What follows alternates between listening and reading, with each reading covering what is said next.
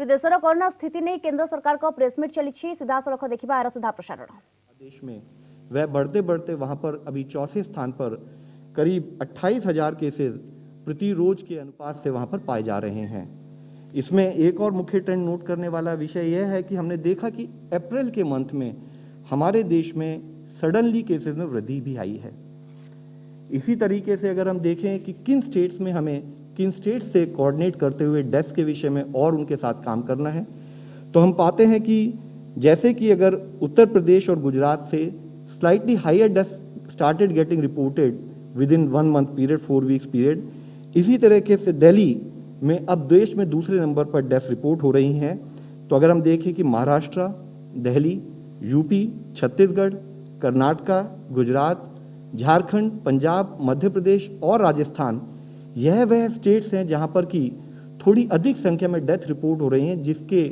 चलते हुए हम उन स्टेट्स के साथ कोऑर्डिनेट कर रहे हैं और उन स्टेट्स के साथ क्लिनिकल मैनेजमेंट पर हमारा कंटिन्यूड फोकस बना हुआ है। इस विषय में जब हम बात करते हैं तो एक विषय मैं आप सब लोगों की दृष्टि में रखना चाहूंगा, वह यह है कि जिस तरह से हमारे देश में ट्रेंड पाया गया कि करीब सितंबर तक हमारे यहाँ जो एक पीक आई, उसके बाद से अप्रैल माह से फिर से हमने एक पीक देखी। यह ट्रेंड दूसरे देशों में, वर्ल्ड के दूसरे देशों में भी सेकेंड वेव के रूप में पाया गया। यहां तक कि कुछ देशों में थर्ड वेव के रूप में भी इस टाइप की वेव्स आती रही हैं। और इन सभी वेव्स को जब दूसरे देशों में भी इस टाइप का ट्रेंड नोट किया गया, तब हमेशा फोकस रहा है कंटेनमेंट पर, कोविड एप्रोप्रिएट बिहेवियर पर और साथ में एक नए सपोर्ट के रूप में वैक्सीनेशन के ऊपर। आज की इस स्थिति में एक जो चैलेंज हम सब लोगों के सामने उभर कर आता है, जिसको कि हम कंटिन्यूड बेसिस पर स्टेट्स के साथ डिस्कस कर काम कर रहे हैं, वह यह है कि कई स्टेट्स में हमने देखा कि जो सितंबर माह में जितने cases on a daily basis आ रहे थे, उसमें काफी वृद्धि डेली बेसिस पर आने वाले केसेस में हुई है, जिसके कारण वहां का जो हेल्थ इंफ्रास्ट्रक्चर है वह स्ट्रेस में आता है और जिसके लिए हमें स्टेट के साथ मिलकर उस पर काम करने की बहुत अधिक जरूरत है। जिसमें मुख्यतः अगर आप देखें तो 24,886 केसेस अगर एक पीक हमने महाराष्ट्र में नोट की, आज करीब 68,000 के करीब केसेस अगर वहां से आते हैं, तो करीब 2.x टाइम ऑफ पीक, यानी कि उतना ही वहां के हेल्थ सिस्टम पर स्ट्रेस क्रिएट हुआ, ये हमारे सामने दिखता है। इसी तरीके से यूपी में हम देखें तो 5.4x यानी कि उस लेवल की पीक है, तो जिसके लिए जरूरत है कि हम यूपी स्टेट के साथ सामंजस्य करते हुए, डिस्कस करते हुए वहां पर केस मैनेजमेंट के ऊपर काम करें। इसी तरह छत्तीसगढ़ में 4.5x की एक पीक नोट की गई। राजस्थान हम आप लोगों की दृष्टि में लाना चाहेंगे, जैसे अगर आप देखें यहां पर भी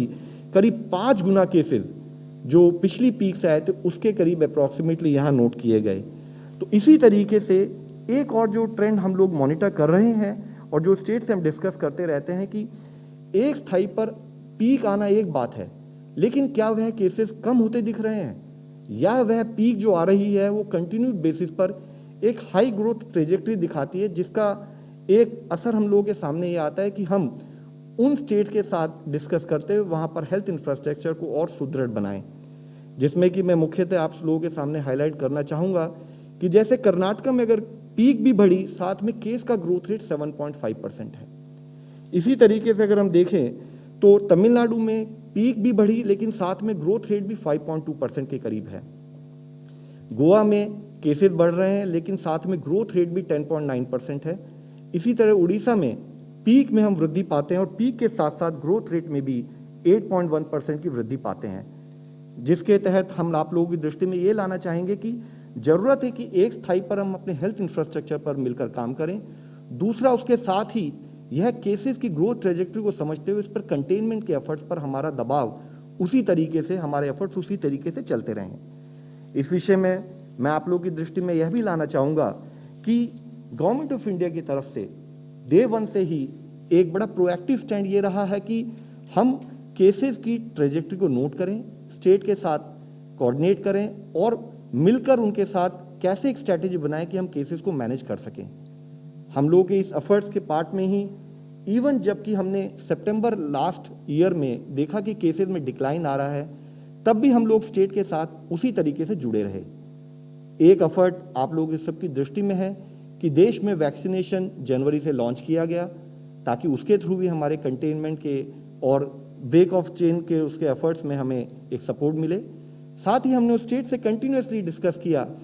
कि चाहे केसेस कम होते दिख रहे हैं, लेकिन हमें अपना गार्ड लोअर नहीं करना है। हमारा कंटिन्यूड फोकस बना रहे कंटेनमेंट मेजर्स पर, सर्वेलेंस पर। हम समय के साथ साथ अपनी टेस्टिंग कैपेसिटी बढ़ाते रहें। हमारा इंफ्रास्ट्रक्चर, हेल्थ केयर का इंफ्रास्ट्रक्चर और लॉजिस्टिक्स, उस पर हम काम करते रहें।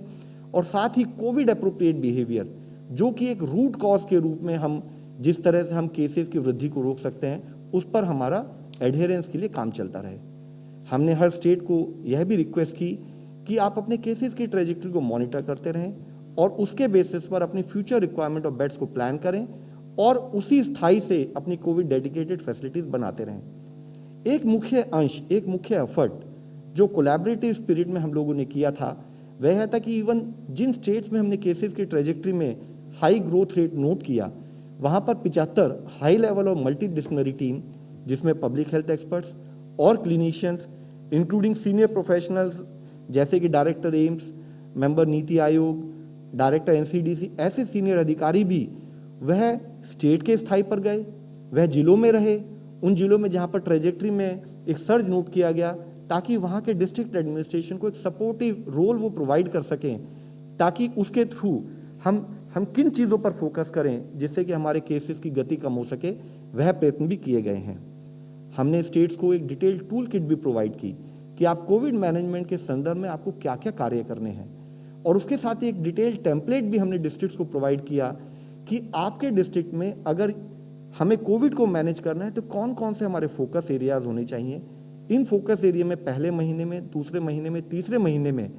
किन किन चीजों पर हमें क्या काम करना चाहिए, एक टेम्पलेट बनाकर साथ में स्टेट गवर्नमेंट के ऑफिशियल्स के साथ हमने उस टेम्पलेट को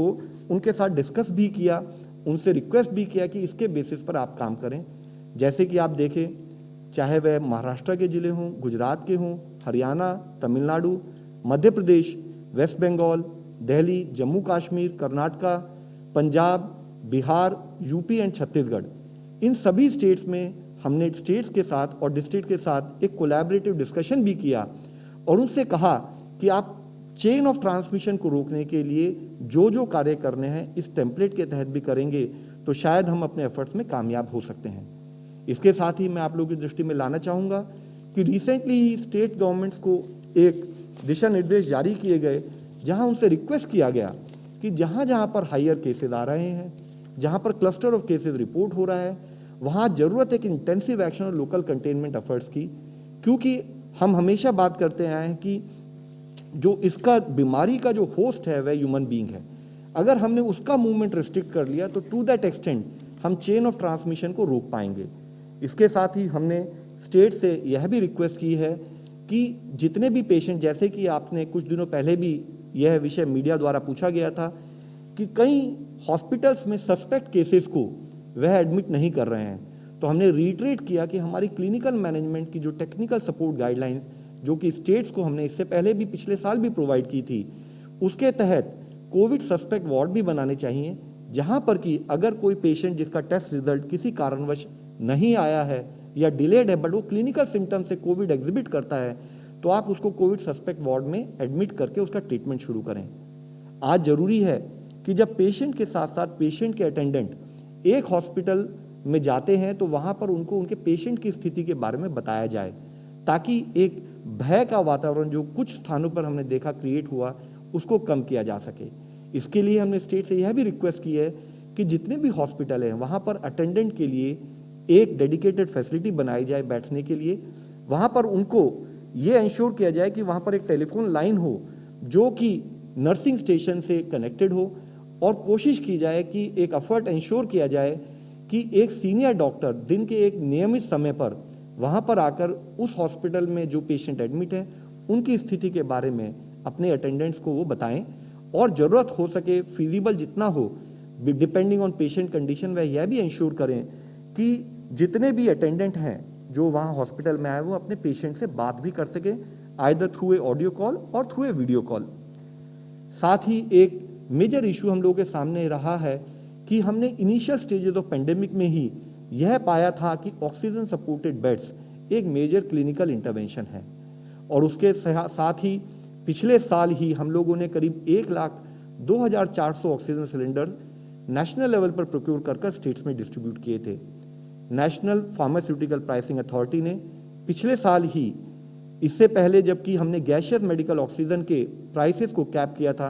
उन्होंने लिक्विड मेडिकल ऑक्सीजन के प्राइसेस को भी कैप किया। साथ ही हमने यह इंश्योर करने के लिए कि खासकर कि जो और प्रांत है जहां पर